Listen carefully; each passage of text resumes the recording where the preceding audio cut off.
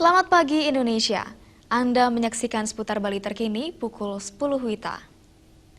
Pemirsa, pola perpeloncoan kerap mewarnai pelaksanaan masa orientasi siswa atau MOS, terutama di tingkat sekolah menengah atas.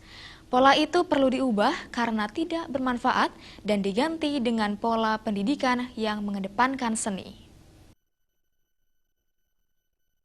Pelaksanaan MOS kerap diwarnai aksi perpeloncoan terutama terjadi di tingkat sekolah menengah atas. Menurut Kepala SMA Negeri 1 Sukawati Gusti Made Puja Armaya, pola perpeloncoan tidak mendidik dan dikhawatirkan berkembang menjadi dendam pada siswa berikutnya. Untuk mengantisipasinya, pihak sekolah memberikan pembekalan awal kepada panitia MOS agar menekankan pendidikan disiplin saat MOS. Yang terpenting, pelaksanaan MOS harus sesuai dengan topografi wilayah sekolah. Seperti Sukawati yang terkenal dengan seni, sehingga MOS mengadopsi budaya seni yang diaplikasikan dengan menggunakan perlengkapan bergambar seni atau kreativitas siswa. Salah satu tidak bisa kita lepas daripada lingkungan kita, itu adalah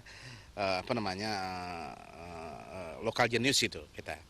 Jadi selalu kita adopsi itu seni-seni yang ada di lingkungan sekolah kita akan mewarnai juga kegiatan anak-anak kita dari performance aksesoris yang mereka tanamkan kepada adik-adiknya dan lain sebagainya. Seperti hiasan-hiasan yang mereka pakai itu, ya itu sebetulnya di satu pihak kalau kita lihat kan agak susah, tapi itu sebuah pembelajaran untuk supaya mereka punya keterampilan bahwa wilayah kita ini adalah merupakan wilayah yang. Pihak sekolah juga menekankan agar siswa mempersiapkan perlengkapan MOS sendiri sebagai pendidikan yang baik membentuk jiwa mandiri. Jaya dan Saputra, Bali TV. Pemirsa, demikian seputar Bali terkini kali ini. Nantikan informasi menarik kami dalam seputar Bali terkini 1 jam mendatang. Salam Indonesia.